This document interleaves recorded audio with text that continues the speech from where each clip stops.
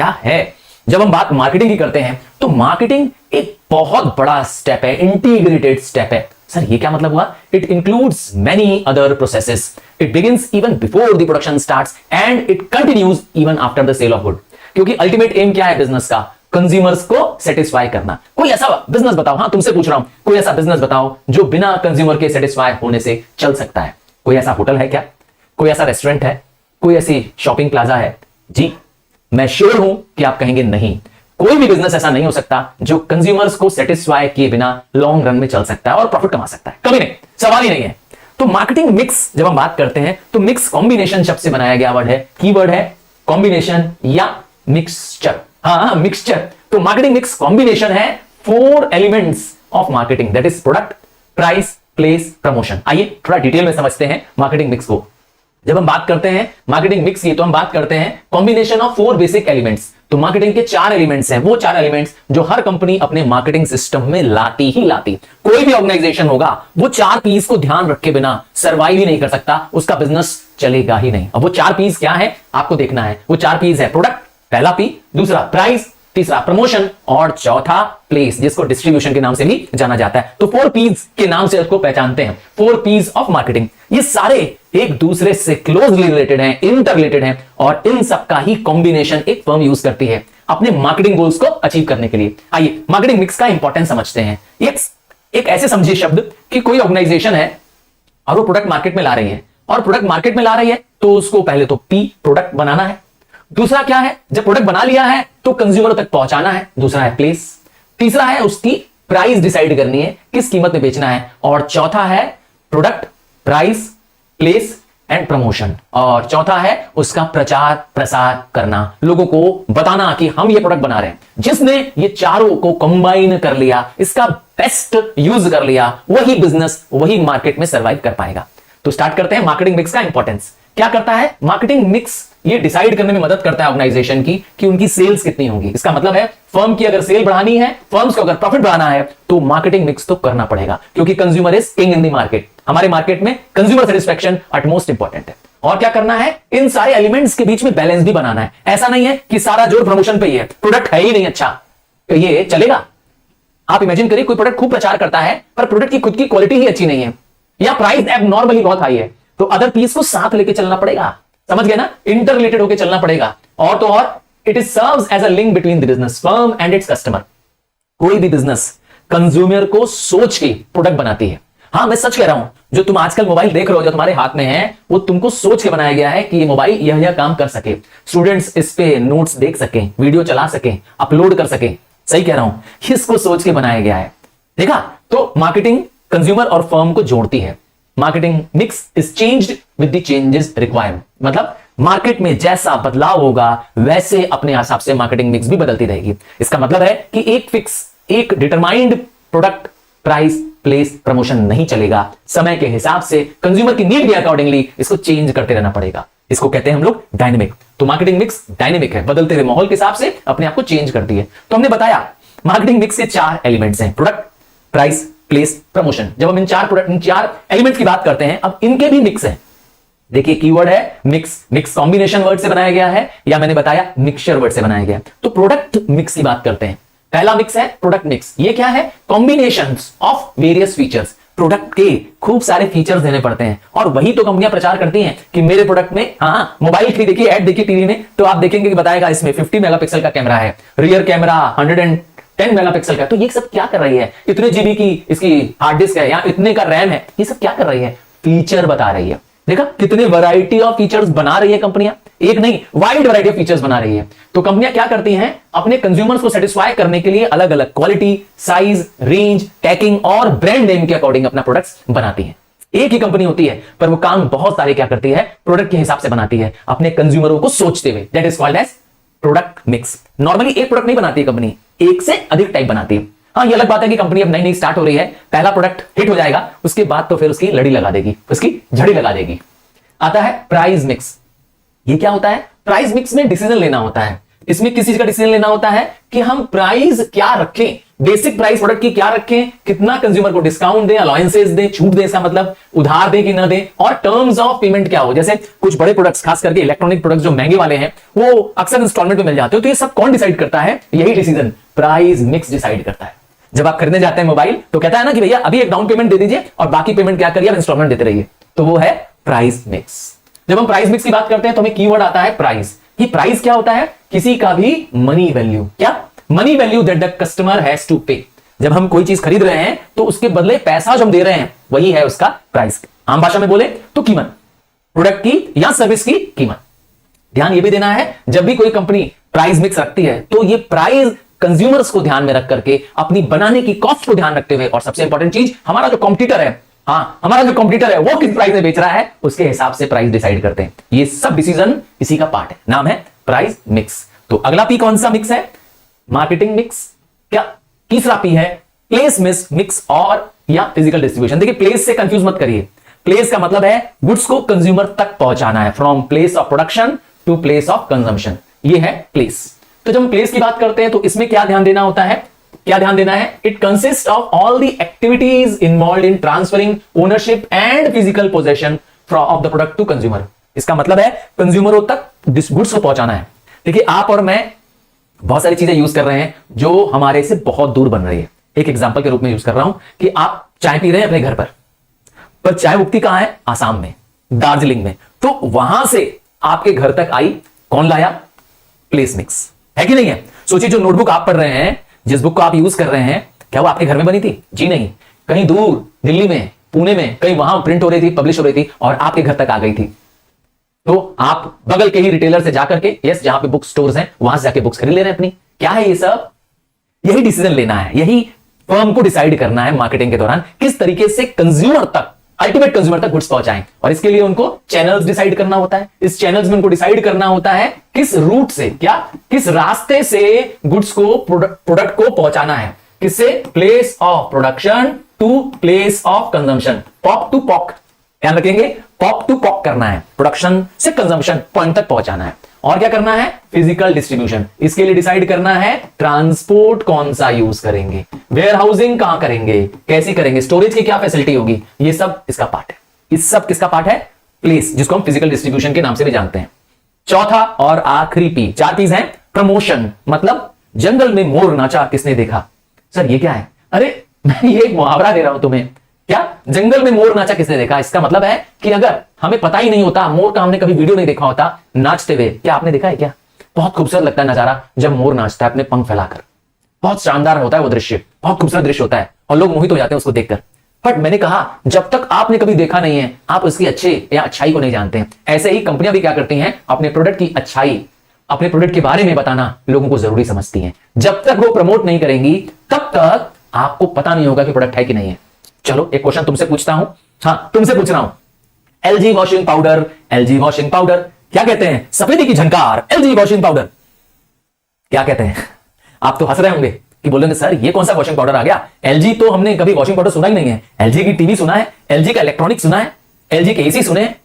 सही सुना है आपने, क्योंकि सच में एलजी का वॉशिंग पाउडर मार्केट में नहीं आता है। क्योंकि अगर आता तो शायद उसका इस तरीके से आप एडवर्टाइजमेंट भी देखते, पेपर्स में, न्यूज़पेपर्स में, टेलीविजन में इसका प्रमोशन देखते। तो यही करती है ऑर्गेनाइजेशन। देखा आपने, तुरंत पहचान लिया कि एलजी इलेक्ट्रॉनिक प्रोडक्ट बनाती है, ये काम तो नहीं कर रही है।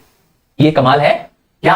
प्रोडक्ट को पहचानने का, आइडेंटिफाई करने का। यही कंपनियां चाहती हैं कि वो अपने प्रोडक्ट से कंज्यूमर के पास जानी जाए, कंज्यूमर जाने कि हम क्या बना रहे हैं, प्रोडक्ट कैसा है हमारा। अब जैसे ही आपको एप्पल आईफोन, इमेज आती है हाई फाई फोन की, इमेज आती है महंगे फोन की, इमेज आती है खूबसूरत से फोन की, जिसकी खूबसूरत की कह सकते हैं सेल्फी लेने की एबिलिटी है।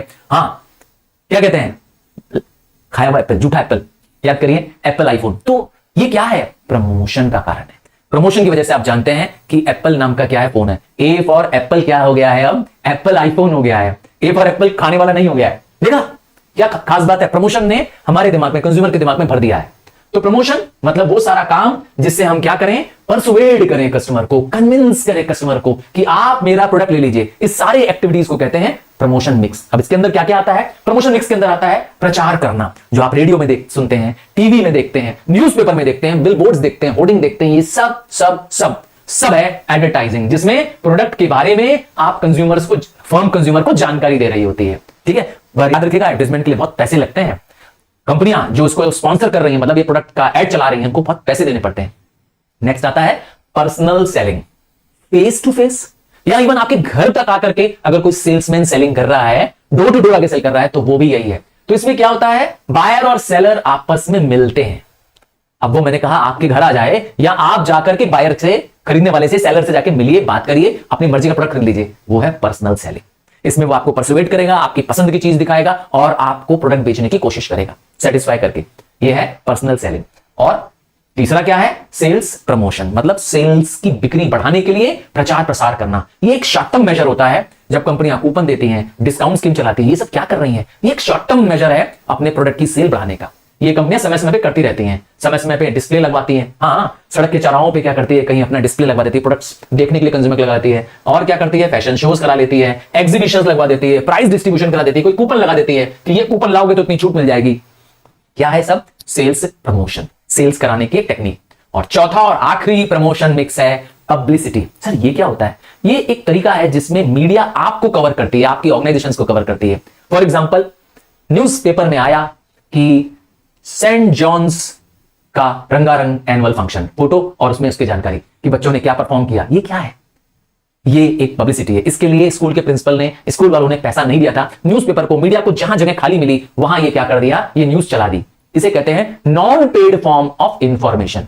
इसमें पब्लिसिटी में कंपनी या ब्रांड के बारे में कंपनियां नहीं छापती हैं, बल्कि वो फेवरेबल या अनफेवरेबल दोनों जानकारियां वो छाप सकती हैं। और कौन डिसाइड करेगा, ये मीडिया ग्रुप डिसाइड करेगा। मीडिया मतलब वो न्यूज़पेपर वाले डिसाइड करेंगे कि कहां छापना है, किस जगह छापना है, क्योंकि इसके लिए कोई पैसे नहीं लग रहे होते हैं। समझ गया ना, कभी लिखा होता है रोटरी क्लब द्वारा ब्लड डोनेशन कैंप लगाया गया, तो ये क्या है, अगेन ये पब्लिसिटी है। रोटरी क्लब ने इसके लिए पैसा नहीं दिया था। समझ गया ना, तो ऐसे कामों को कंज्यूमर्स की जानकारी में लाते हैं। पब्लिसिटी भी एक तरीका है अपने आप को नोन कराने का।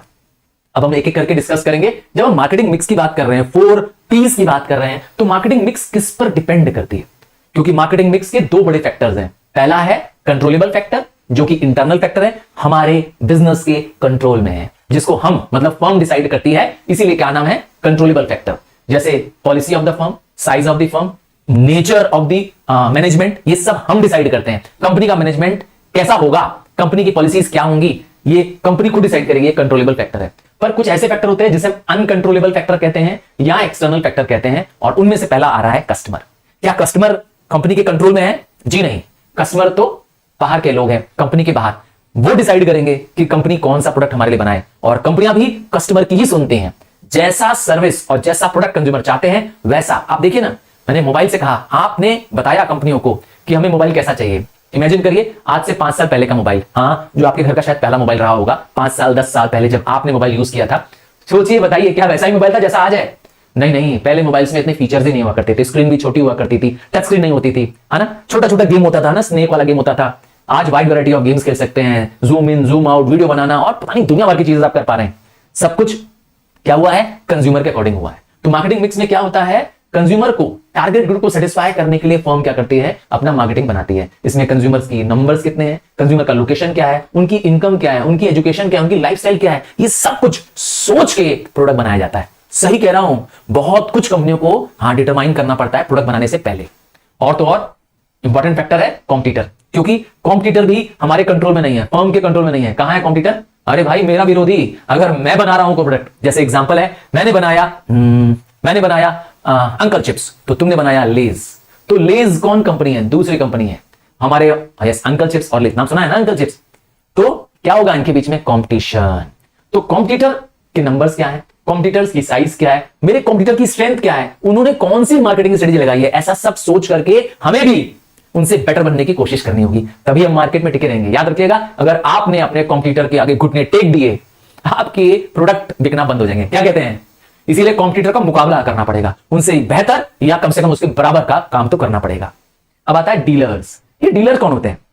देखिए, प्रोड्यूसर ने गुड्स बना दिया, कंज्यूमर तक गुड्स कैसे पहुंचेगा? बीच में चाहिए होलसेलर, बीच में चाहिए रिटेलर। होलसेलर, रिटेलर, ये दोनों कौन है? डीलर्स हैं। तो डीलर्स के एटीट्यूड क्या है? डीलर्स का मोटिव क्या है काम का, उनका एस्पेक्ट्स, उनकी सोच, उनका नजरिया क्या है, यह सब भी ध्यान रखना चाहिए। अगर डीलर्स आपके फेवर में नहीं है, आपके प्रोडक्ट को सेल करने में, आपके प्रोडक्ट को बेचने में इंटरेस्ट नहीं दिखा रहे हैं, तो आप अपना डीलरशिप खुद अपने हाथ में रखिए। आप वेट मत करिए, जैसे बाटा ने किया। बाटा किसी दूसरी दुकान में अपना सामान नहीं बेचती, बाटा बेचेगी तो अपने शोरूम पे, ओनली बाटा। क्या कहते हैं? तो ये उनका एक स्ट्रेटेजी है, देखा, क्योंकि उनको डीलर्स अच्छे नहीं मिल रहे थे, होलसेलर्स या रिटेलर अच्छे नहीं मिलते, तो बाटा खुद प्रोड्यूसर भी है और खुद रिटेलर भी है। अपने ही शोरूम बना बना के बाटा क्या करती है, पूरे कंट्री भर से अपने प्रोडक्ट्स बेचती है। सच कह रहा हूं।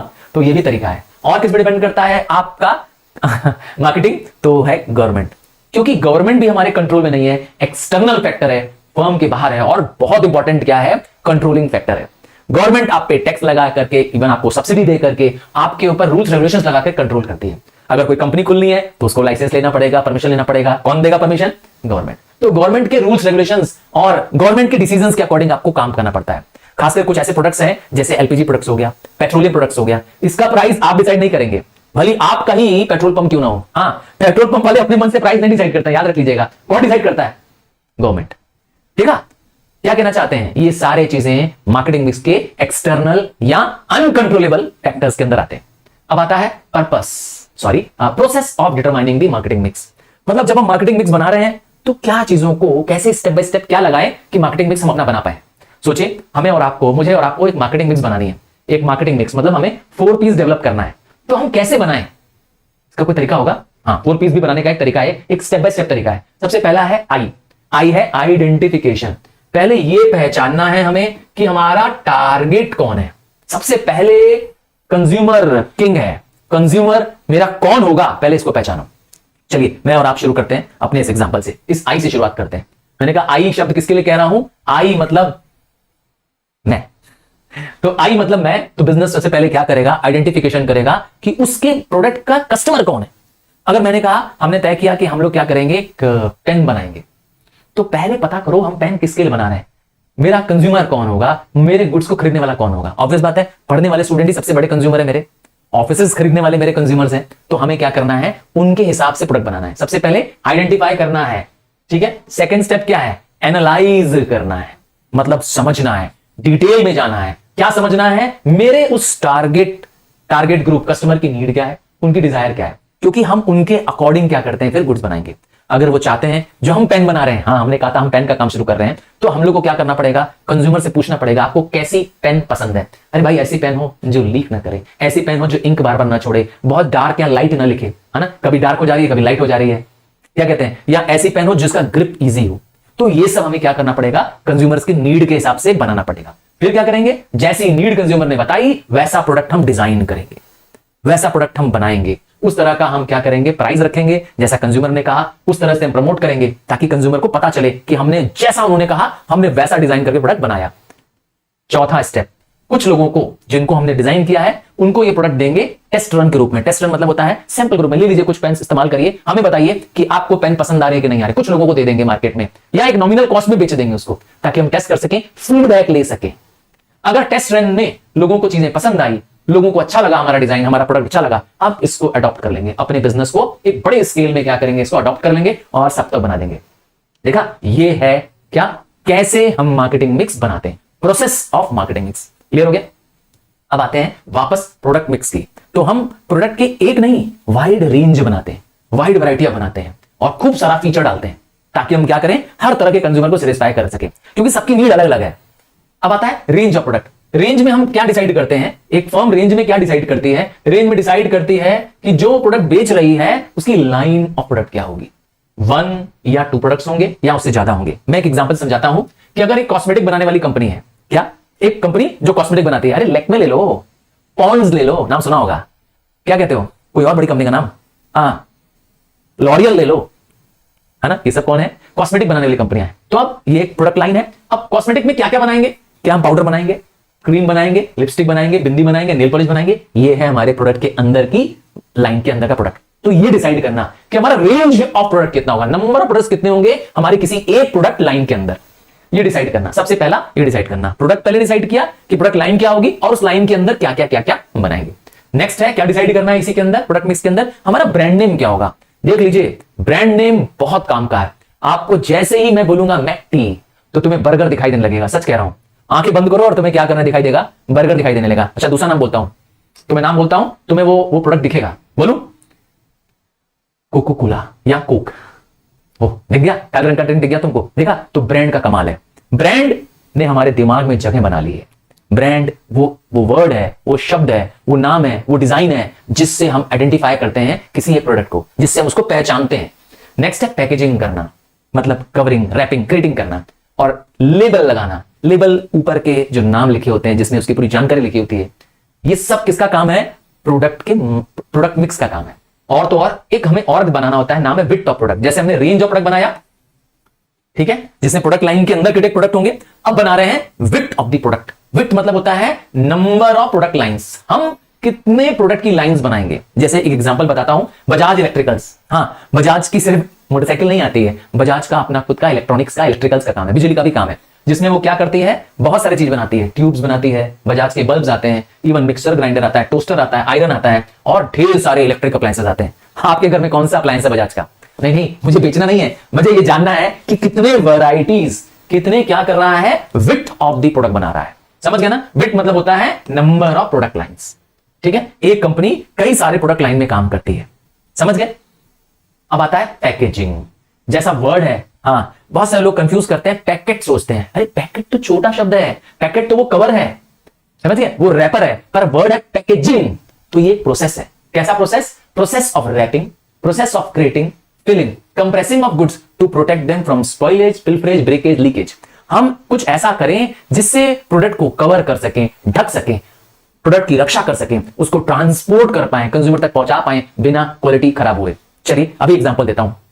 तुमने खरीदा मैगी, हाँ, वो 2 मिनट में जो मैगी तैयार हो रहा है, कैसा कवर है? एक प्लास्टिक कवर है, येलो कलर में है ना, येलो ग्रीन या येलो रेड का मिक्सचर का कलर है, लिखा हुआ है उसमें मैगी, बड़ा सा 2 मिनट्स नूडल लिखा है, 2 मिनट्स लिखा है कि नहीं? तो ये क्या है? पैकेजिंग है। ठीक है, पैकेजिंग, उसकी रैपिंग करी गई, उसकी कवरिंग की गई है, उसके डिजाइन को, उसके बनाने के प्रोसेस को कहते हैं पैकेजिंग। और जो पन्नी है, ऊपर का जो रैपर है, वो पैकेज है, वो पैकेट है। देखा? पैकेजिंग शब्द है। अब आता है अच्छा पैकेज कैसा होता है। एक अच्छा पैकेज कैसा होगा? एक अच्छा पैकेज ऐसा होगा कि प्रोडक्ट उससे डैमेज नहीं होगा, प्रोडक्ट डिट्यूरेट नहीं होगा, उसकी क्वालिटी खराब नहीं होगी। आपने डेफिनेटली खाया होगा कैडबरीज के चॉकलेट्स, बताइए उसकी पैकिंग क्या सेम होती है जैसे कि पैकिंग पार्ले जी बिस्कुट की होती है? जवाब है नहीं। पार्ले जी की बिस्कुट की पैकिंग एक थिन पार्ले जी बिस्कुट एक थिन से पॉलीथीन के कवर में आता है, जबकि आप पैकिंग ऑफ कैडबरीज की देख लीजिए, चॉकलेट्स की पैकिंग देख लीजिए, बहुत खूबसूरत सी पैकिंग होती है और थिक सी प्लास्टिक की पैकिंग होती है जिसकी लाइफ बहुत लॉन्ग होती है। तो प्रोडक्ट की रक्षा करना है, डैमेज और डिटेरियोरेट होने से बचाना है, ताकि ट्रांसपोर्ट कर सके और लंबे समय तक प्रोडक्ट को रखा भी जा सके। ऐसा पैकेजिंग होना चाहिए। और प्रोडक्ट ऐसा होना, पैकेजिंग ऐसी होनी चाहिए जिससे लोग उसको देखते ही पहचान जाए। सच बचाइएगा, दूर भी कहीं पर क्या हो, कैडबरीज का वो पैकेट, खाली पैकेट ही कहीं गिरा हो, आप पहचान जाते हैं कि कैडबरीज है। शायद आप पूरा स्पेलिंग भी ना पढ़े तब भी पहचान जाए। तो यही है खास बात। पैकेजिंग ऐसी होनी चाहिए कि लोग तुरंत पहचान लें। और तो और पैकेजिंग ही ब्रांडिंग करने का तरीका है, लोगों को प्रोडक्ट की पहचान दिखाने का तरीका है। एक अच्छा पैकेज का एग्जांपल दूं और, डार्क फैंटेसी चॉकलेट्स। हाँ, खाया? इसके बिस्कुट साथ भी आते हैं ना, डार्क फैंटेसी बिस्कुट साथ आते हैं, चॉकलेट बिस्कुट साथ आते हैं। हाँ, आप बताइएगा मुझे, खूबसूरत सी पैकिंग है कि नहीं है? सही है। तो वो क्या है? पैकेजिंग। नेक्स्ट है packaging reduces the cost of transport. Packing इस तरह से होती है ताकि गुड्स को इजीली ट्रांसपोर्ट किया जा सके। अगर बल्क में भी कहीं गुड ले जाना हो तो पैकेजिंग ऐसी हो, जैसे बड़े बड़े कॉर्रुगेटेड बॉक्स होते हैं, गत्ते के डब्बे होते हैं ना, उसमें प्रोडक्ट लिया जा सकता है। आपको अगर 100 टूथपेस्ट एक साथ ले जाना हो तो हाथ में कैसे उठाओगे? अरे गिर जाएगा सारा। पर अगर कार्टन, हाँ, कॉर्रुगेटेड बॉक्स में हो, गत्ते के डब्बे में हो, तो कितना आसानी से चला जाएगा। तो ट्रांसपोर्ट में भी वो हेल्प करता है, स्टोरेज में भी हेल्प करता है पैकेजिंग। और सबसे इंपॉर्टेंट आखिरी यूज आ रहा है पैकेजिंग का, कि पैकेजिंग अगर अच्छी होगी तो आप उसका रीयूज कर पाएंगे। क्या कहते हैं, आपकी फ्रिज में कोल्ड ड्रिंक की बोतल में पानी भरा हुआ रखा है क्या? हाँ, ये बहुत कॉमन है। हम लोग बड़ी कोल्ड ड्रिंक वाली बॉटल्स ले लेते हैं, 1 लीटर वाली, 2 लीटर वाली, और जब कोल्ड ड्रिंक खत्म उसका रीयूज शुरू। और रीयूज क्या है? घर में पानी भर के रख लो। क्या कहते हो? हाँ, ये बहुत कॉमन है। तो ऐसे ही बहुत सारे पैकेजिंग के यूज भी है। अगला वर्ड है लेबल। Sir, labelling. देखिए, आप कोई भी प्रोडक्ट खरीदते हैं तो आपको प्रोडक्ट के बारे में पता करना है कि प्रोडक्ट का प्राइस क्या है, वेट क्या है, इसके अंदर क्या क्या इंग्रेडिएंट्स मिलाए गए हैं, इसकी एक्सपायरी डेट क्या है, इसको बनाया कब क्या है। कौन बताता है? अरे प्रोडक्ट का लेबल भाई, आप चेक तो करिए, उस लेबल में सब कुछ लिखा हुआ है ना। वो सारी चीज जो आपको जाननी है, और इस प्रोसेस को जिसके ऊपर का कवर बनाया गया है, उस पैकिंग के ऊपर जो लिखा गया है, वो सब है लेबलिंग। तो labelling is putting identification mark और लेबल ऑन द पैकेज। आप देख लीजिए, आप खरीदिए बिस्लरी मिनरल वाटर, देखिए आपको ग्रीन कलर का क्या मिलेगा, एक लेबल मिलेगा। प्लास्टिक की बोतल के ऊपर भी एक ग्रीन कलर का पैकेज लेबल मिलेगा। पूरी जानकारी लिखिए कि कब बनी है, प्रोडक्शन डेट क्या है, कहां बनी है, किस फैक्ट्री में बनी है, और इसका वेट क्या है, या इसके और फीचर्स क्या है, सारी कुछ। तो एक अच्छा लेबल कैसा होगा? एक लेबल अच्छा तभी माना जाएगा जब उसमें प्रोड्यूसर का नाम लिखा हो, एड्रेस लिखा हो, प्रॉपर वेट लिखे हो कि कितने वेट का वो प्रोडक्ट है। हाँ, सब होता है। और तो और कैसे प्रोडक्ट को यूज करें, प्रोडक्ट को पैक कब किया गया है, इसकी रिटेल प्राइस क्या है, इसकी एक्सपायरी डेट क्या है, ऐसी बहुत सारी जानकारियां जो आपके और मेरे लिए जरूरी है। ये सब कुछ लिखा है, इंग्रेडिएंट्स तक लिखे होते हैं उसके अंदर, चेक करके कभी देखा करिए। नेक्स्ट आता है PLC। ओ वेरी इंपॉर्टेंट टॉपिक। सही कह रहा हूं, ये टॉपिक बहुत इंपॉर्टेंट है। जब हम बात करते हैं लाइफ साइकिल की, हमारी और आपकी लाइफ साइकिल भी है। कभी हम पैदा हुए थे, फिर हम थोड़े बड़े हो गए, अब फिर मैच्योर हो रहे हैं, फिर ओल्ड हो रहे हैं, और फिर क्या कहते हैं, ये ऐसा प्रोडक्ट के साथ भी हो रहा है। प्रोडक्ट भी इंसानों की तरह क्या कर रहे हैं, एक सर्टेन लेंथ ऑफ लाइफ जीते हैं। तो the life cycle of the product is called age. अब लाइफ साइकिल कैसी है, ये जरा स्टार्ट यहां से होता है। एक प्रोडक्ट की लाइफ साइकिल शुरुआत होती है उसके लॉन्चिंग से, जब प्रोडक्ट को मार्केट में लाया जाता है। हम इसे कहते हैं इंट्रोडक्शन स्टेज। ध्यान से देखिए, इंट्रोडक्शन स्टेज में सेल बहुत कम होती है, प्रॉफिट तो होता ही नहीं है, फर्म लॉस में रहती है। देखिए प्रॉफिट नीचे है, जीरो के नीचे है। देखिए ये लाइन प्रॉफिट की लाइन, देखिए प्रॉफिट मार्जिन की लाइन, फर्म लॉस में चल रही होती है। और क्या होता है उसके बाद, देखिए अगला स्टेज कौन सा आता है, इंट्रोडक्शन के बाद कौन सा स्टेज आता है? इंट्रोडक्शन के बाद आता है जब सेल बढ़ने लगती है, फर्म अपना एडवर्टाइजमेंट कॉस्ट खूब बढ़ा देती है, लोग प्रचार प्रसार की वजह से प्रोडक्ट को जानने लगते हैं, सेल्स देखिए तेजी से राइज हो रही है, सेल देखिए तेजी से ऊपर बढ़ रही है, नतीजा कमाई या रेवेन्यू भी बढ़ रहा है, सेल्स बढ़ती जा रही है, ऊपर की तरफ जा रही है ग्रोथ स्टेज में, इसीलिए नाम है ग्रोथ। सेकंड स्टेज है, और ये देखिए प्रॉफिट भी ऊपर की तरफ जाता हुआ नजर आ रहा है। उसके बाद क्या हो रही है, जब ये सेल्स एकदम टॉप तक पहुंच जाएगी, एकदम जिसे कहते हैं सैचुरेट हो जाएगी, मैच्योरिटी लेवल तक पहुंच जाएगी, इसके बियॉन्ड सेल्स नहीं बढ़ेगी। लास्ट पॉइंट है जब सेल इसके ऊपर नहीं जाएगी। और उसके बाद देखिए अब सेल डिक्लाइन होना शुरू हो जाएगी, और लास्ट में इसको बंद भी करना पड़ेगा, क्योंकि कंपनी जिसकी सेल गिरने लगेगी धीरे धीरे क्या करेगी, उस प्रोडक्ट को मार्केट से रिप्लेस कर देगी, उसके बदले उसका बेटर वर्जन या नया वर्जन ले आएगी, जैसे कि मारुति ने किया। पहले मारुति की गाड़ी आती थी 800, क्या आपके घर में भी है क्या पुरानी मारुति की 800? अब 800 नहीं बना रही है, क्या बना रही है उसके बदले मालूम है? एल्टो। 800 को अबेंडन कर दिया, बंद कर दिया है, पर उसी का ही बेटर वर्जन, नया और लेटेस्ट वर्जन है मारुति एल्टो। छोटी ही गाड़ी है पर उसको ज्यादा खूबसूरत, ज्यादा फीचर्स के साथ डाल दिया गया है और अच्छा बना दिया गया है। ठीक है, तो वहां अबेंडन करके नया प्रोडक्ट कंपनी ला सकती है। आइए प्रोडक्ट लाइफ साइकिल के बारे में एक एक करके समझते हैं।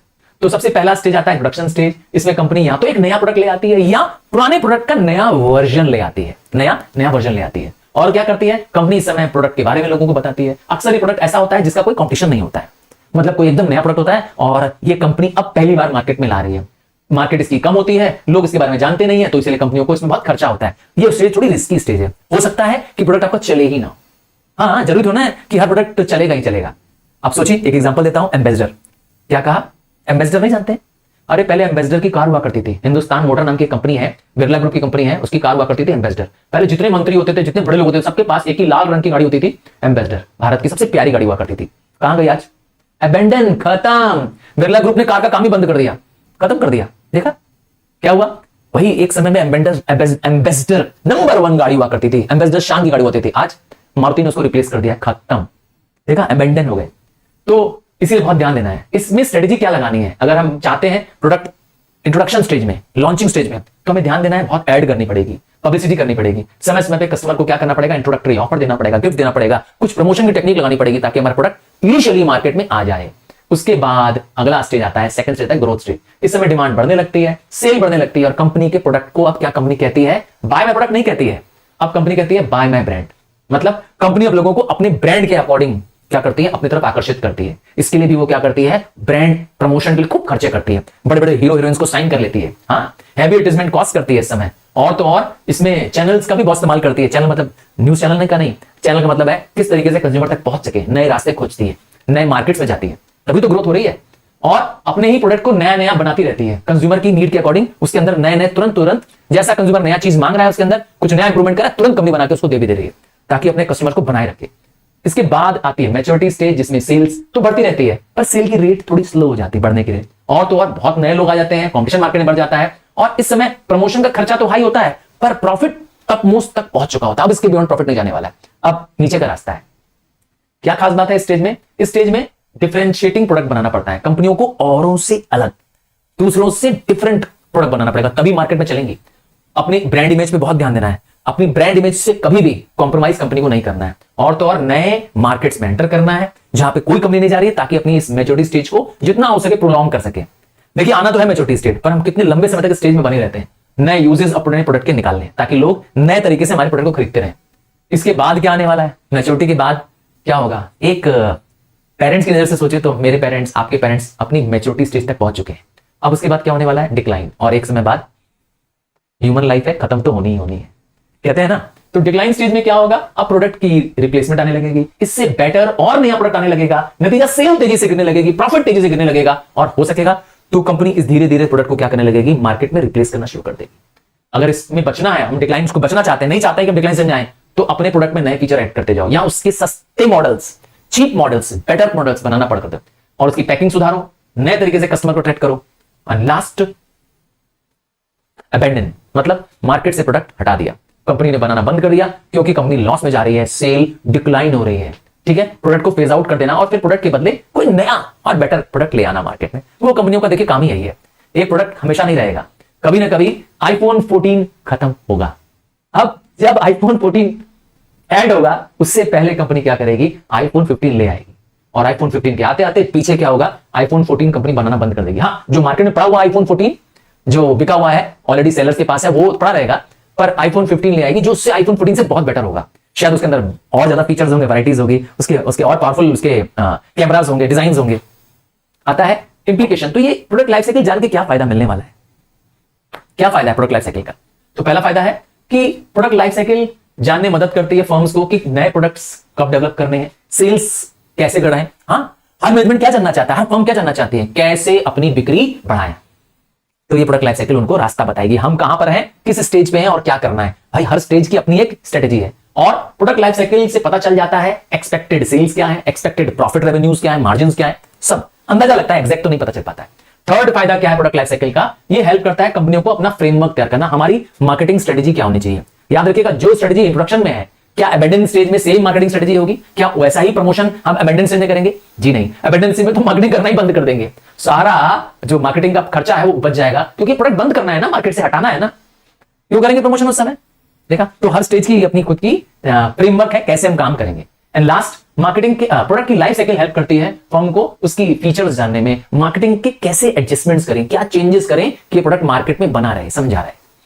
चलिए अगला पी आ रहा है प्राइस, जिसे हम कीमत के नाम से जानते हैं, monetary value of the product और सर्विस के नाम से जानते हैं। जब आप कोई सर्विस खरीदते हैं, प्रोडक्ट खरीदते हैं, तो इन एक्सचेंज क्या देते हैं? आप कीमत देते हैं उसकी, तो इसे कहते हैं प्राइसिंग। प्राइसिंग वो प्रोसेस है जिससे वैल्यू ऑफ द प्रोडक्ट और सर्विस हम क्या करते हैं? मनी के टर्म्स में कन्वर्ट कर देते हैं। कोई भी वस्तु लीजिए आप, चाहे चॉकलेट लीजिए, चाहे बिस्कुट खरीदिए, आपको उसके वर्थ का, उसकी कीमत का आपको पैसा देना पड़ेगा। याद रखिएगा, जब हम प्राइस की बात करते हैं तो सिर्फ बेसिक प्राइस की बात नहीं कर रहे हैं, बल्कि प्राइस में ट्रांसपोर्ट के खर्च जुड़े होते हैं, किस तरीके से हम प्रोडक्ट को बेचेंगे, डिस्काउंट क्या देंगे, ये सब सब सब। अब आता है प्राइस डिसाइड कैसे करें। एक कंपनी है, मान लेते हैं कि मैगी है, उसे मैगी को बेचना है, तो मैगी का क्या प्राइस रखें, प्राइसिंग क्या रखें, ये किस पे डिपेंड करेगा? तो सबसे पहला फैक्टर है बनाने की कीमत कितनी आ रही है। मतलब जो कंपनी मैगी बना रही है, वैसे मैगी बनाती कौन सी कंपनी है? आपको मालूम है किस कंपनी, कौन सी कंपनी मैगी बनाती है? नहीं मालूम है? नेस्ले। ध्यान दीजिएगा, नेस्ले इंडिया लिमिटेड, ठीक है, यही कंपनी के पास पावर है मैगी को बेचने बनाने का। तो नेस्ले को, कंपनी को क्या करना है? उसका कॉस्ट पता करना है, मेरे बनाने में पैसे कितने खर्च हो रहे हैं। कोई भी कंपनी अपने कॉस्ट से कम में थोड़ा बेचेगी, जब भी बेचेगी तो कॉस्ट में कुछ पैसे, कुछ प्रॉफिट जोड़ के। तो सबसे पहले है बनाने की कीमत, जिसमें प्रोडक्शन कॉस्ट क्या है, डिस्ट्रीब्यूशन का खर्चा कितना है, और कंपनी प्रॉफिट कितना रखना चाहती है। सबसे पहला और सबसे इंपॉर्टेंट फैक्टर है प्राइस रखने से पहले उसकी लागत, उसकी कॉस्ट कितनी है। सेकंड आता है मार्केट में उसकी डिमांड कितनी है। जिस प्रोडक्ट की डिमांड ज्यादा होगी उसका प्राइस भी ज्यादा होगा। हाँ भाई, अच्छी कीमत मांग पाएगी कंपनी जब जानती है कि लोग मेरे प्रोडक्ट की बहुत डिमांड कर रहे हैं, और किसी प्रोडक्ट को लोग पसंद ही नहीं कर रहे हैं। कोई नया प्रोडक्ट है या ऐसा प्रोडक्ट है जो बहुत पसंद नहीं आ रहा है लोगों को, तो कंपनियां बहुत डिस्काउंट देने लगती हैं, या इवन कई बार क्या होता है मार्केट से सस्ता बेचती हैं, तो उसको प्राइस गिराना पड़ेगा। और किस पे डिपेंड करता है? कंपटीशन पे। मार्केट में मेरे प्रोडक्ट का कॉम्पिटिटर कौन कौन है। भाई अगर मैगी अपने यहां जो नूडल का बिजनेस कर रही है, तो कोई और कंपनी भी तो नूडल बना रही है, पतंजलि भी तो बना रही है पतंजलि नूडल्स, और आईटीसी भी बनाती है। तो कंपनी को क्या करना होता है? उनके कॉम्पिटिटर के हिसाब से दाम रखना पड़ता है। कॉम्पिटिटर क्या प्राइस रख रहा है, ठीक है, और प्राइस वॉर में नहीं आना है। प्राइस वॉर मतलब होता है प्राइस के लिए लड़ाई नहीं करनी है, क्योंकि अगर प्राइस वॉर हो जाएगा तो कंपनियों को खुद को नुकसान होगा, कंज्यूमर को बेनिफिट हो जाएगा। ठीक है, जैसे जियो ने कर दिया था। जियो आई मार्केट में, हाँ जियो का फोन जब मार्केट में आने लगा तो जियो ने अपने सिम को बहुत सस्ते दाम में देना शुरू कर दिया, फ्री में देना शुरू शायद कर दिया था स्टार्टिंग में। नतीजा क्या हो गया, और बिजनेसेस कंपनियों के बिजनेस डाउन हो गए, प्राइस वॉर शुरू हो गया, बहुत तेजी से क्या हो गए, कंपनियों के मोबाइल के रेट्स सस्ते हो गए, सिम के रेट सस्ते हो गए। अब आता है क्वालिटी एंड सर्विस, कंपनी कैसी क्वालिटी दे रही है, किस तरह की सर्विस दे रही है, इस पे भी उसकी प्राइस डिपेंड करती है। सोचिए आईफोन सस्ता क्यों नहीं बेच पाती है, कभी सोचा है आपने? क्योंकि आईफोन अपनी क्वालिटी से कॉम्प्रोमाइज नहीं करती है। उसी तरह से अगर कोई छोटी मोटी कंपनी का नाम ले लूं, लावा का नाम ले लूं, क्या कहते हो, आईटेल मोबाइल का नाम ले लूं, या और भी कोई लोकल ब्रांड का नाम ले लूं, उनमें प्रोडक्ट की क्वालिटी थोड़ी लो है, तभी तो सस्ता दे पा रहे हैं आपको। तो प्राइस हाई है तो क्वालिटी, ऑब्वियस बात है कंपनी अपने प्रोडक्ट का बहुत हाई रखती है। कभी सोचा है मर्सिडीज महंगी क्यों है? लॉजिक वही है कि क्वालिटी जो उसमें प्रोडक्ट में यूज की गई है, उसको बनाने में यूज की गई है, वो बहुत हाई रखते हैं हम लोग। नेक्स्ट है बाइंग मोटिव, कंपनी ये भी देखती है कि मेरा प्रोडक्ट कौन खरीद रहा है, उस जो खरीद रहा है उस खरीदने वाले का मोटिव क्या है। अगर आईफोन जो खरीद रहा है उसका मोटिव एक ही है, आईफोन को खरीदने का क्या है, लोगों को अपना स्टेटस दिखाना कि हम देखा, तो वहां पर कंपनी जानती है कि सस्ता आईफोन बेचेंगे तो उल्टा कंपनी की वैल्यू खराब हो जाएगी। कंपनी महंगा ही मोबाइल फोन बेचती है, भले इसके लिए कितनी क्यों ना बेचना पड़ जाए। जोक्स अपार्ट, सीरियसली बहुत महंगा फोन है ये, समझ गए? तो लोगों का मोटिव यही है, ठीक है, अपनी स्टेटस के हिसाब से, अपनी इमेज के हिसाब से लोग खरीदते हैं प्रोडक्ट, भाई तभी तो रिच लोग खरीद रहे हैं। हाँ वैसे आपके पास आईफोन है तो मुझे जरूर बताइएगा। नेक्स्ट है प्रमोशनल स्ट्रेटेजीज, कंपनी प्रमोशन के लिए किसका इस्तेमाल कर रही है। अक्सर कंपनियों के प्रमोशंस के कॉस्ट बहुत हाई होते हैं, अक्सर बड़े बड़े स्टार्स को उन लोग हायर कर लेते हैं, टीवी मीडियाज और कई सारे चैनलों में उनके प्रोडक्ट के ऐड आ रहे होते हैं, इसके लिए कंपनी को बहुत पैसे इन्वेस्ट करने पड़ते हैं। तो प्रमोशन भी एक बहुत बड़ा फैक्टर है कंपनी के लिए। नेक्स्ट आता है प्राइसिंग स्ट्रेटेजीज, तो जब हम बात करते हैं प्राइस रखने की स्ट्रेटेजी तो कई सारी स्ट्रेटेजीज इसमें सामने आती हैं। हाँ, प्राइसिंग मतलब क्या कीमत प्रोडक्ट की रखें। सबसे पहली स्ट्रेटेजी है स्किमिंग, जिसको कहते हैं स्किम द क्रीम। ये कैसी प्राइसिंग होती है? आपने देखा है कि दूध में जो क्रीम होती है वो कहां होती है? टॉप पे। मलाई जो होती है कहां होती है? टॉप पे। तो यहां पर कहना चाहते हैं कंपनियां कोई जो नया या लेटेस्ट प्रोडक्ट जब लॉन्च करती हैं, खास करके इलेक्ट्रॉनिक कंपनियां, कार कंपनियां जब कोई नया प्रोडक्ट लाती है तो महंगा होता है। महंगा क्यों होता है? इलेक्ट्रॉनिक कंपनियां नया मोबाइल जब लॉन्च करती है तो महंगा क्यों होता है? क्योंकि उस समय कंपनी के टेक्नोलॉजी में बहुत खर्चे होते हैं, उससे कंपनी की प्रमोशन की कॉस्ट बहुत ज्यादा होती है, और कंपनी को मालूम है कि ये प्रोडक्ट आम आदमी के लिए नहीं है, क्लासेस के लिए है। Yes, this product is not for the masses but for the classes. तो इसीलिए कंपनी क्या करती है, इस समय प्राइस भी हाई रखती है। ये है स्किमिंग। स्किमिंग मतलब क्रीम, टॉप के लोगों के लिए। तो कंपनी बहुत हाई प्राइस रखती है स्टार्टिंग में, इनिशियल स्टेजेस में, और उस समय जब कंपनी ये सोचती है कि मेरा प्रोडक्ट कौन खरीदेगा, क्लास व्यक्ति खरीदेगा, वो व्यक्ति जिसे पैसे की कीमत नहीं है, उसे नॉवल प्रोडक्ट चाहिए और उसे हटके प्रोडक्ट चाहिए, तो ऐसे लोग क्या करते हैं, हाई प्राइस देने को तैयार होते हैं। नाम है स्किमिंग। क्या खास बात है स्ट्रेटेजी में? तो मैंने कहा कंपनी प्रोडक्ट जो बनाती है वो औरों से डिस्टिंक्टिव होता है, उसकी इमिटेशन तुरंत पॉसिबल नहीं है, नकल ना, आईफोन की नकल संभव नहीं है, मर्सिडीज की नकल संभव नहीं है, तो हाई प्राइस रखती है इसीलिए। और तो और कंपनी के पास उसके प्रोडक्ट को एक्सपेंड करने के लिए समय मिल पाता है, जब वो हाई प्राइस देंगे लोग, पैसा भी आ पाता है। तो टाइम और फंड्स दोनों ही अवेलेबल हो पाता है, क्योंकि जब हाई प्राइस में बेचेंगे कंपनी के पास अच्छे रेवेन्यूज, अच्छे पैसे आएंगे, कंपनी इस बिजनेस को और एक्सपेंड कर पाएगी, इसकी प्रोडक्शन को और बढ़ा पाएगी। इसीलिए तो बाद में कीमत कम हो जाती है भाई, जब प्रोडक्ट ज्यादा बना लेंगे तो पर यूनिट कॉस्ट कम आ जाएगी। इसीलिए नया फोन तुरंत नहीं खरीदना चाहिए, कुछ समय बाद खरीदना चाहिए। क्या कहते हैं, बाद में थोड़ा सस्ता हो जाता है ना, कभी महसूस किया बात ना, इसीलिए स्किमिंग की वजह से। और क्या है स्किमिंग का मतलब? है मार्केट से क्रीम।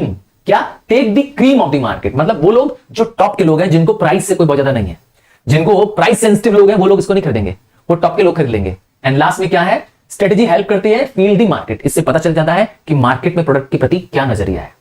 अगर लोगों का रिएक्शन पता करना हो तो वो टॉप के कस्टमर से रिएक्शन लोगों को मिल जाता है। ठीक है, और आता है अगला step, penetration. Second pricing strategy है पेनिट्रेट। हाँ, कोई चीज जो अंदर घुस जाए, जैसे एक आयरन नेल है, कील है, आप उसको क्या करिए, हैमर करिए, तो वो क्या करती है, वुड के अंदर पेनिट्रेट कर जाती है। तो यहां पर मतलब है कंपनी अपने प्रोडक्ट का प्राइस इतना कम रखती है कि वो मासेस के अंदर पेनिट्रेट कर जाता है, आम जनता तक पहुंच जाता है। सही कह रहा हूं? इसका मतलब है स्टार्टिंग में इतने लो प्राइस रखना कि हर व्यक्ति उसको खरीद पाए, इजी रहेगा लोगों को खरीद पाना, और धीरे धीरे धीरे धीरे ग्रेजुअली प्राइस इंक्रीज करेंगे। Washing powder Nirma washing powder, नाम सुना है क्या? दूध की सफेदी निरमा से आई, ये वाला ऐड देखा है क्या? नहीं देखा है? मैं आपको निरमा की कहानी बताता हूं। एक व्यक्ति थे जो साइकिल पे जा जा करके, घर घर जा जा करके वॉशिंग पाउडर बेचते थे, वो थे निरमा के फाउंडर। जिस समय उन्होंने निरमा को बनाया, लोगों को बहुत कम कीमत पे, एब्सोल्युटली लिटिल प्रॉफिट और नो प्रॉफिट पे अपना प्रोडक्ट बेचना शुरू किया।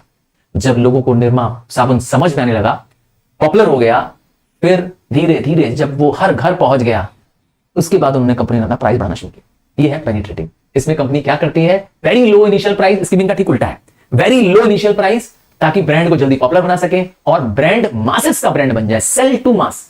मुझे आम जनता को, हर एक को बेचना है, ये इसका टारगेट है।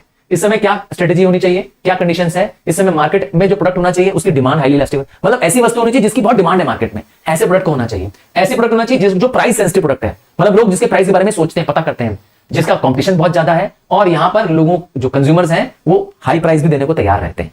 अब आता है अगली स्ट्रेटेजी, नाम है कॉस्ट प्लस प्राइसिंग। ये कैसा नाम हुआ सर? कॉस्ट प्लस प्राइसिंग मतलब कॉस्ट प्राइस निकालने के बाद उसमें प्रॉफिट जोड़ के बताना, ये भी एक टेक्निक है। मतलब आजकल कंपनियां क्या करती हैं, ये डिसाइड कर लेती है कि मेरी पहले कॉस्ट कितनी आ रही है, मेरे बनाने की लागत कितनी आ रही है, प्लस वो कितना परसेंट प्रॉफिट मार्जिन चाहते हैं। 10% चाहते हैं तो जो भी कॉस्ट आया उसमें 10% प्राइस जोड़ करके अब मार्केट में प्रोडक्ट बेचेंगे। ये भी अच्छा तरीका है, कॉस्ट प्लस। कई बार इसका दूसरा नाम भी बताया गया है, इसको मार्कअप बोलते हैं प्राइस को, मतलब जितना प्राइस हम बढ़ाना चाहते हैं, जितना प्रॉफिट रखना चाहते हैं, और इसीलिए इसको मार्कअप प्राइसिंग के नाम से जानते हैं। कॉस्ट प्लस प्रॉफिट जितना हम चाहते हैं जोड़ दो, मार्केट में हमारा सेलिंग प्राइस निकल आएगा। ठीक है, ज्यादातर मैंने कहा गवर्नमेंट जब ऑर्डर देती है तो ऐसा ऑर्डर देती है, गवर्नमेंट कंपनियों से बोलती है अपना कॉस्ट बताओ और प्रॉफिट मार्जिन कितना रखना चाहिए ये बता दो, हम आपको उतना पैसा देने को तैयार है। नेक्स्ट आता है पैरिटी प्राइसिंग, सबसे आसान है। पैरिटी प्राइसिंग में अपना दिमाग नहीं लगाना है, हम अपना जो प्रोडक्ट बना रहे हैं उसको बनाने के बाद मार्केट में पता कर रहे हैं कि मेरा कंपटीटर जो इसी प्रोडक्ट का कंपटीटर है वो किस प्राइस में बेच रहा है, हम भी बस उस प्राइस में बेचेंगे, खत्म। मतलब मार्केट में जो प्राइस चल रहा है, मेरा जो कंपटीटर प्राइस चार्ज कर रहा है उसी प्राइस पे मैं भी बेचूंगा।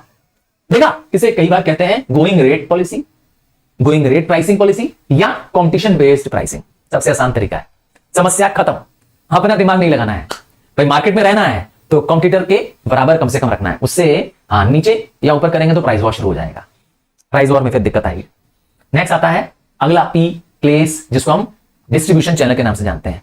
प्लेस में हमें कंज्यूमर तक गुड्स को पहुंचाना है, मतलब डिस्ट्रीब्यूशन करना, गुड्स को कंज्यूमर तक पहुंचाना, और इसके लिए दो चीज करनी है। पहला है चैनल ऑफ डिस्ट्रीब्यूशन, आइए पहले इसको समझते हैं। चैनल मतलब रूट, चैनल मतलब पाथ। कैसा रूट, कैसा पाथ? जिस रास्ते से गुड्स फ्लो होगा from place of production to place of consumption. मैं कई बार बोल चुका हूं, पॉप टू पॉप, चाहे प्लेस बोलिए चाहे पॉइंट बोलिए, पॉइंट ऑफ प्रोडक्शन बन रहा है कहां और इस्तेमाल हो रहा है कहां, वहां से वहां तक पहुंचाने का जो रूट लगा, जो रास्ता लगा, जैसे होलसेलर लगे, रिटेलर लगे, एजेंट्स लगे, सबको जोड़ दो, बन जाएगा चैनल।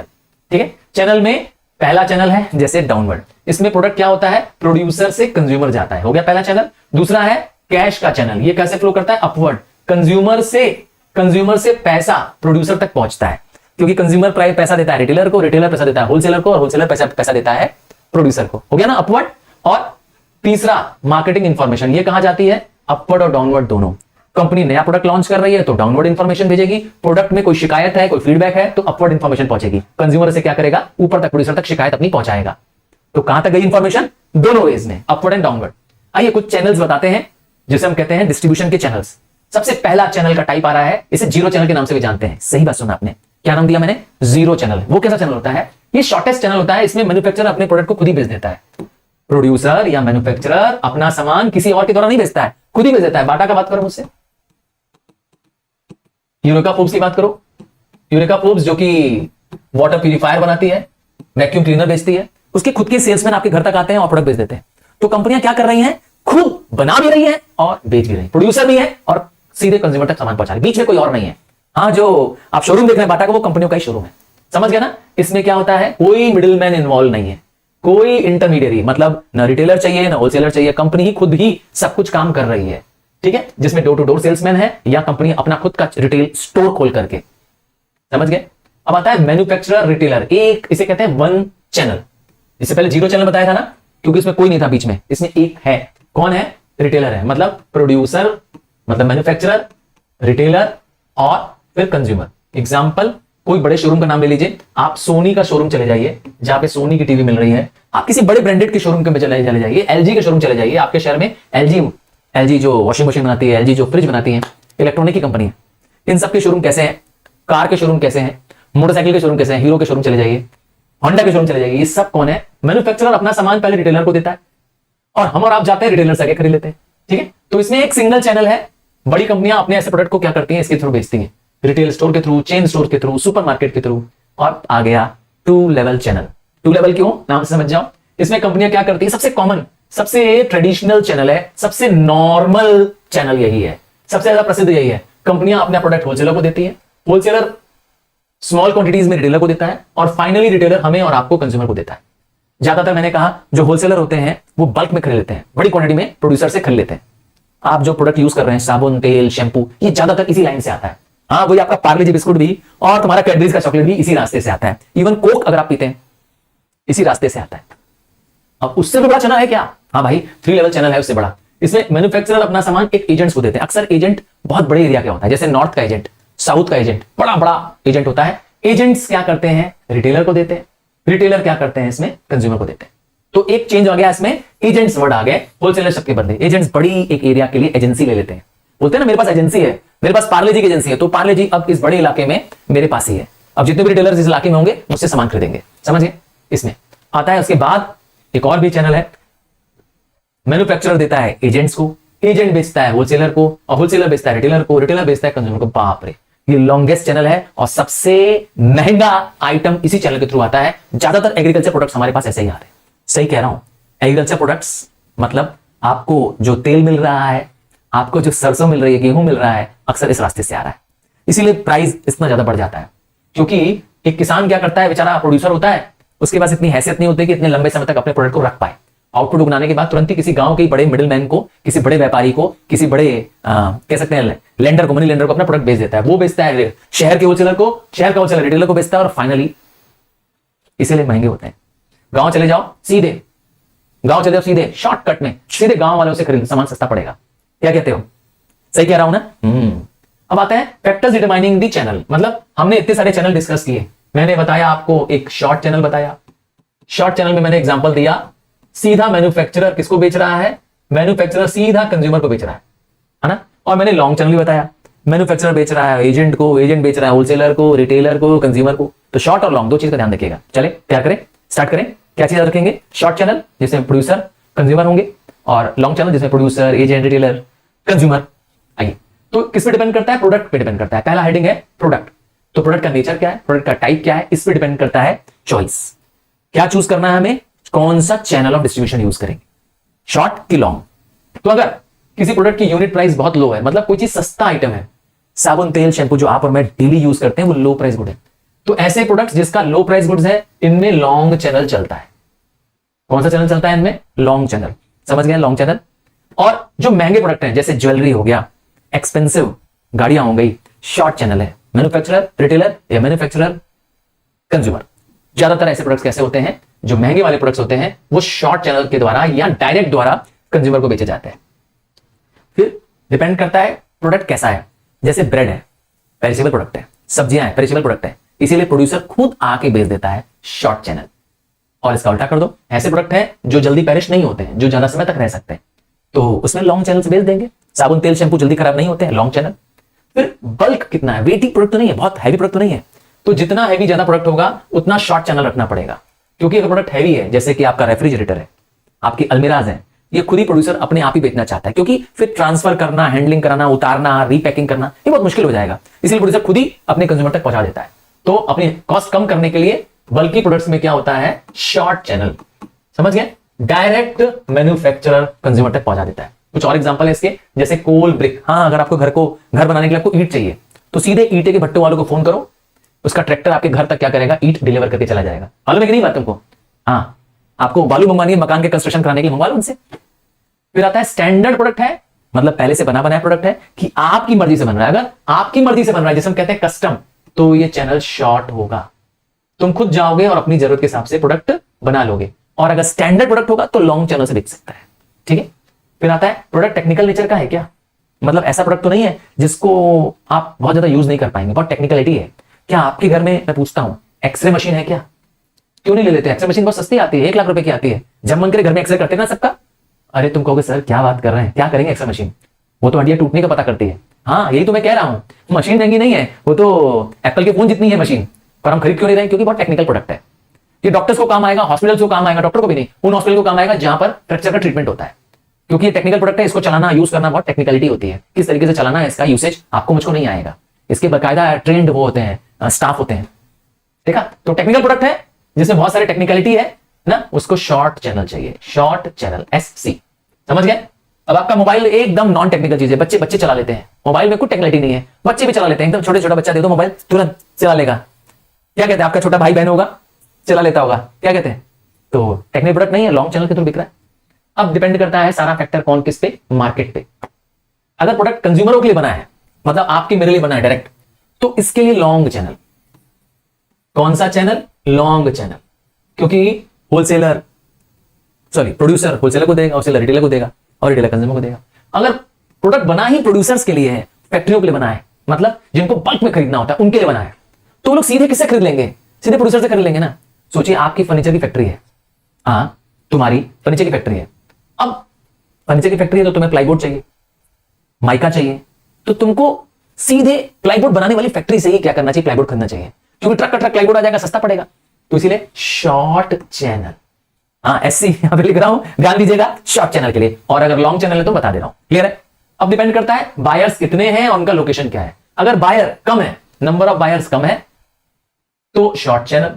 ज्यादातर बायर कम है, स्मॉल नंबर ऑफ बायर्स हैं और लिमिटेड एरिया में है, तो आपको शॉर्ट चैनल से काम चल जाएगा, मतलब प्रोड्यूसर खुद ही जाके बेच सकता है। पर बायर स्कैटर्ड है, अब गली गली में, मोहल्ले मोहल्ले में, गांव गांव में, दूर दूर तक टूथपेस्ट बिकता है, साबुन बिकता है, शैंपू बिकता है। क्यों? गांव में नहीं बिकता है शैंपू? तो ऐसे प्रोडक्ट जो घर घर इस्तेमाल बिक रहे हैं, मैंने कहा एफएमसीजी प्रोडक्ट होते हैं। हाँ FMCG, fast moving consumer products, fast moving consumer products, ऐसे गुड्स जो सब जगह यूज हो रहे हैं, इनके लिए लॉन्ग चैनल चाहिए। समझ गए? तो ऐसे गुड्स जिसके कस्टमर क्या है, लार्ज नंबर में है और स्कैटर्ड में है, तो इनके लिए क्या चाहिए? Long channel. मतलब प्रोड्यूसर, होलसेलर, रिटेलर, कंज्यूमर सब चाहिए, क्योंकि गुड्स को सब तक पहुंचाना है। फिर डिपेंड करता है किस पे? Size and frequency of order. इसका मतलब है अगर शॉर्ट कम क्वांटिटी का सामान खरीदना है, नंबर ऑफ यूनिट्स कम खरीदना है और ऑर्डर भी बार बार नहीं है। फिर से अगर लॉन्ग मतलब बड़े साइज का ऑर्डर देना होता तो आप सीधे प्रोड्यूसर से खरीद सकते थे। मतलब डायरेक्ट चैनल कब लगता है? जब आपको लार्ज क्वांटिटी खरीदनी है। अब सोचिए आपको क्या करना है, पार्ले जी के 2000 पैकेट चाहिए, एग्जाम्पल है 2000 पैकेट चाहिए, तो आप जनरल स्टोर पहुंचोगे, कहोगे भैया 2000 पैकेट पार्ले जी दे दीजिएगा। दुकानदार ऐसे ही बोलेगा तुमको, है अरे भैया 10 पैकेट मांगोगे, 20 पैकेट मांगोगे, 25 पैकेट मांगोगे, 2000 पैकेट दे दीजिए पार्ले जी। कहां से देगा भाई? तब तुम किसके पास जाओगे? होलसेलर के पास जाओगे, वो दे सकता है। समझ गया ना? और अगर कहीं मांग ली भैया 2 लाख पैकेट दे दीजिए, तो क्या कहते हो? वो भी नहीं दे पाएगा। सीधे कंपनी फोन लगा, भैया मेरे को इतने डील चाहिए, 2 लाख मैगी चाहिए, क्या रेट पे दोगे? तो शॉर्ट चैनल। समझ गया ना? लार्ज क्वांटिटी में खरीदना है, नंबर ऑफ ऑर्डर्स कम है, शॉर्ट चैनल। और इसका उल्टा कर लो। और लास्ट पॉइंट है इसी के अंदर, मार्केट के अंदर बाइंग हैबिट्स। क्या कंज्यूमर्स जो है वो शॉपिंग करना पसंद करते हैं, खुद जाकर के लेना, चेक करना पसंद करते हैं? तो फिर आपको क्या करना पड़ेगा? लॉन्ग चैनल करना पड़ेगा। कंज्यूमर्स की बाइंग हैबिट पे डिपेंड करना पड़ता है। अब थर्ड हेडिंग है कंपनी का कंसिडरेशन। मतलब कंपनी के पॉइंट ऑफ व्यू से भी क्या होता है, मार्केटिंग के चैनल शॉर्ट या लॉन्ग हो सकते हैं। जैसे अगर कंपनी की मार्केट में बहुत अच्छी स्टैंडिंग है, थर्ड मार्केट में बहुत अच्छी गुडविल है। अब भाई रिलायंस कंपनी है, खुद ही अपना प्रोडक्ट क्या करती है? बेचती है। रिलायंस ने ट्रेंड्स खोल दिया है, अपना ही क्या कर रही है? गारमेंट्स बेच रही है। हाँ रिलायंस के ट्रेंड्स के शोरूम है शहर में, है ना आपके शहर में। तो जब कंपनी वेल स्टेबलिश होती है तो ये शॉर्ट चैनल से काम कर लेती है। अब बाटा खुद की प्रसिद्ध कंपनी है जूतों के लिए, कोई जरूरत नहीं है, खुद ही अपने जूते क्या कर रही है? बना के बेच रही है अपने ही शोरूम से। शॉर्ट चैनल, क्योंकि मार्केट में उसकी अच्छी पहचान है, अच्छी मार्केट में गुडविल है। फिर आता है फाइनेंशियल रिसोर्सेज। अगर एक बड़ी फर्म है जिसके पास खूब फंड्स हैं भैया, तो फिर वो क्या करेगी? लार्ज फर्म है तो शॉर्ट चैनल कर सकती है, या ऐसा कहें वो मार्केटिंग का चैनल अपने कंट्रोल में रखेगी। छोटी फर्म जिनके पास सिर्फ अभी प्रोडक्शन करने की हैसियत है, बेचने के लिए वेट करना पड़ेगा, इतनी वो रुक नहीं सकती, तब उनको मजबूरी में क्या करना पड़ेगा? अपना प्रोडक्ट होलसेलर को देना पड़ेगा। भाई होलसेलर भी आपका प्रोडक्ट रिटेलर को देता है, तो उस केस में क्या हो जाएगा? जब फाइनेंशियल रिसोर्सेज कम है तो लॉन्ग चैनल। फिर आपका मैनेजमेंट कैसा है? अगर कंपनी का मैनेजमेंट कॉम्पिटेंट है, काबिल है, एक्सपीरियंस है, तो वो शॉर्ट चैनल रखना पसंद करता है, मतलब डायरेक्ट चैनल रखना पसंद करता है। और कंपनी का मैनेजमेंट अभी बहुत ज्यादा है, नॉलेज वाला नहीं है, उसको इतना एक्सपीरियंस नहीं है, डिस्ट्रीब्यूशन के काम की इतनी अच्छी समझ नहीं है, कैसे प्रोडक्ट डिलीवर करें, तो वो अपने पर काम नहीं लेगा, बल्कि बाहरी व्यक्तियों के साथ जो लॉजिस्टिक्स देखते हैं, जो होलसेलिंग और रिटेलिंग का काम देखते हैं, उनको काम दे देगा। हाँ अपने ऊपर से काम हटा लेगा। फिर डिपेंड करता है किस पे? Volume of production. ज्यादातर जो बड़ा आउटपुट जनरेट करती हैं, अक्सर जितनी बड़ी क्वांटिटी में बना रही होती हैं, वो खुद शॉर्ट चैनल रखती हैं। हाँ, ताकि मार्केट पे क्या हो जाए, उनका कंट्रोल हो जाए, अपने आप को मार्केट पे कंट्रोल करने के ऐसा कर लेती हैं। फिर होता है डिजायर फॉर द कंट्रोल। अगर एक कंपनी जिसकी सोच है कि मार्केट पे मेरा ही कंट्रोल रहे, पूरा मार्केट मेरी मर्जी से चले, और एग्रेसिवली ऐड करना चाहती है, खूब प्रमोट करके ऐड करना चाहती है, अगेन उसका चैनल क्या हो जाएगा? शॉर्ट हो जाएगा। क्योंकि खुद ही खुद लोग क्या करेंगे? कंज्यूमर नाम से प्रोडक्ट खरीदेंगे, और जिस कंपनी को लोग जानते ही नहीं है तो इनडायरेक्ट चैनल। आइए अगला हेडिंग है इसके अंदर ही, मार्केट मिडिल मैन कंसिडरेशन। मतलब कंपनी प्रोडक्ट के लिए मिडिल मैन सर्च करती है। मिडिल मैन याद रखिएगा, प्रोड्यूसर और कंज्यूमर के बीच के लोगों को कहते हैं, जिसमें एजेंट भी आता है, होलसेलर भी आता है, रिटेलर भी आता है। ये लोग कौन है? मिडिल मैन से। अब आता है मिडिल मैन अवेलेबल है क्या? तो कंपनियों को अगर मिडिल मैन मिल गया, मतलब आपकी मर्जी का, आपके डिजायर का मिडिल बन गया, तो आप लॉन्ग चैनल रखेंगे। पर आपको मिडिल मैन नहीं मिल रहे हैं आपके मर्जी की, आपके डिजायर के अकॉर्डिंग, तो आप शॉर्ट चैनल रखेंगे, खुद ही प्रोडक्ट कंज्यूमर को बेच देंगे, शॉर्ट चैनल हो जाएगा। समझ गए? और है एटीट्यूड। क्या बहुत एटीट्यूड दिखाता है या बहुत एटीट्यूड दिखाती है, वो एटीट्यूड नहीं। एटीट्यूड मतलब होता है काम के प्रति नजरिया क्या है। तो अगर middleman do not like the firms marketing policy, अगर आपका मिडिलमैन आपकी पॉलिसी को पसंद नहीं करता है, तो फिर आपका प्रोडक्ट अच्छे से वो बेचेगा भी नहीं। तब आपको क्या करना चाहिए? ऐसा मिडिलमैन रखना चाहिए जिसका एटीट्यूड आपके प्रति, आपके प्रोडक्ट के प्रति फेवरेबल हो, जिसको आपके प्रोडक्ट पर विश्वास हो। ऐसे मिडिलमैन को रखना चाहिए, है कि नहीं है? प्रोडक्ट पे विश्वास ही नहीं है तो आपके लिए काम कैसे करेगा? वो कैसे मार्केट में लोगों के लिए आपके प्रोडक्ट के लिए अच्छा बोलेगा? इसीलिए तो मिडिलमैन का एटीट्यूड बहुत मायने रखता है। और तो और सर्विस, अगर आपको मिडिलमैन चाहिए जो आपको फाइनेंस दे सके, आपको मिडिलमैन चाहिए जो स्टोर कर पाए, उसके पास वेयर हाउसिंग हो, आपको मिडिलमैन चाहिए जो आपके प्रोडक्ट का प्रमोशन कर पाए, बाद में सर्विस भी दे पाए आपके प्रोडक्ट बेचने के बाद, तो आपको फिर क्या करना पड़ेगा? लॉन्ग चैनल का इस्तेमाल करना पड़ेगा, क्योंकि आपको इतने सारे लोगों की जरूरत पड़ने वाली है। और आपको लगता है सारा काम हम ही कर लेंगे, हम प्रमोशन भी कर लेंगे, आफ्टर सेल सर्विस भी दे पाएंगे, गोडाउन भी मेरे पास है, स्टोरेज भी कर लेंगे, हमें कोई फाइनेंस की जरूरत नहीं है, तो डायरेक्ट चैनल कर लीजिए। फिर है सेल्स पोटेंशियल, ये बहुत इंपॉर्टेंट पॉइंट है। अगर प्रोड्यूसर को लगता है कि मिडिलमैन के आने से, प्रोड्यूसर को लगता है कि होलसेलर रिटेलर के ऐड होने से हमारी सेल्स बढ़ने वाली है, तो वो जरूर रखना पसंद करेंगे। ठीक है, they will prefer those who can give the sales. And last में एक दो पॉइंट्स और है, कॉस्ट पे डिपेंड करता है। मार्केटिंग कॉस्ट एक बहुत बड़ा खर्चा है, सेलिंग का खर्चा जो लग रहा है, चैनल का खर्चा लग रहा है, जितने लोग आप इन्वॉल्व करेंगे बीच में, ध्यान दीजिएगा, एक प्रोड्यूसर जितने लोगों को बीच में रखेगा उतने लोगों को कुछ ना कुछ प्रॉफिट मार्जिन चाहिए कि नहीं चाहिए, तो कॉस्ट बढ़ जाएगी कि नहीं बढ़ जाएगी, तो इसका भी बहुत बड़ा फैक्टर होता है। एंड कम और किस पे डिपेंड करता है? Customs and competition. इसका मतलब क्या आया? कस्टम्स एंड कंपटीशन मतलब क्या आया? देखिए मार्केट में क्या से कस्टम चल रहा है। जैसे एग्जांपल है, लॉक्स जो बाजार में बिकते हैं वो हार्डवेयर के स्टोर में बिकते हैं, तो इसका डिस्ट्रीब्यूशन चैनल किसके थ्रू होगा? अगर जनरल स्टोर के थ्रू बेचेंगे तो चलेगा नहीं। तो कस्टम क्या कह रहा है? मार्केट में क्या ट्रेडिशनल तरीके से काम चल रहा है। तो आप जब भी लॉक खरीदने जाएंगे आपको जनरल स्टोर में लॉक्स नहीं मिलेंगे, क्या कहते हैं, आपको जाना पड़ेगा हार्डवेयर की स्टोर पे। हाँ, वहीं जहां पे पाइप्स है ना, बिजली का सामान, हाँ बिजली का नहीं, मतलब वो घर का जो रिपेयर करके होने वाले सामान है, टैप वैप जहां मिलते हैं वहां मिल जाएगा लॉक। अगला पी आ चुका है, प्रमोशन। प्रमोशन प्रचार, प्रमोशन प्रसिद्धि पाना, कन्विंस करना, कंज्यूमर्स को परसुएड करना। अगर कंपनी अपने प्रोडक्ट के बारे में लोगों को बता नहीं पा रही है तो गारंटी है कंपनी का प्रोडक्ट नहीं चलेगा, क्योंकि आज हम प्रमोशन के एज में जी रहे हैं। इसका मतलब है एक ऐसा प्रोसेस जिससे हम कंज्यूमर्स को, पोटेंशियल कंज्यूमर्स को इन्फॉर्म कर पाए, परसुएड कर पाए, इन्फ्लुएंस कर पाए। अगर हम मनाएंगे नहीं कंज्यूमर को, समझाएंगे नहीं, उनका नीड, उनके इंटरेस्ट को डेवलप नहीं कर पाएंगे अपने प्रोडक्ट के लिए, हम नहीं चल पाएंगे। गारंटी है हमारा बिजनेस नहीं चलेगा। आज प्रमोशन हर बिजनेस की जरूरत बन चुका है। Promotion is the vital element of all marketing mix, है ना। चारों पीस में प्रमोशन का सबसे ज्यादा इंपॉर्टेंस आजकल हो गया आज के युग में, क्योंकि इतनी ज्यादा varieties of good and services मिल रही है ना। अगर कंपनी ने प्रमोशन नहीं किया, मैं श्योर हूं एक दिन एप्पल भी अगर अपना प्रमोट ना करे, आईफोन भी, तो एक दिन श्योर है कि एप्पल की भी सेल डाउन हो जाएगी। सही कह रहा हूं आपको, क्योंकि हर एक, सोचिए टाटा नमक कितना पुराना नमक है, जब आप धरती पे नहीं भी थे, हाँ जब तुम पैदा भी नहीं हुए थे तब से बिक रहा है, पर आज भी टाटा नमक अपना प्रचार करती है। क्या जरूरत है टाटा नमक को प्रचार करने का? बट मार्केट में बने रहने के लिए, कंसिस्टेंटली बने रहने के लिए ऐसा करना है। तो कोई ऐसी बिजनेस फर्म नहीं है जो अपनी इंफॉर्मेशन दिए बगैर, अपनी अवेलेबिलिटी के बारे में, अपने प्रोडक्ट के बारे में, अपनी बारे में बताए बिना सर्वाइव कर सकती है फॉर लॉन्ग। तो लॉन्ग टर्म कंपनी को रहना है तो प्रमोशन करना है, मतलब एडवर्टाइजमेंट करनी है, पब्लिसिटी करनी है, हाँ ये एक टाइप का है, सेल्स प्रमोशन करना है, और फेस टू फेस जिसे कहते हैं पर्सनल सेलिंग भी करनी है।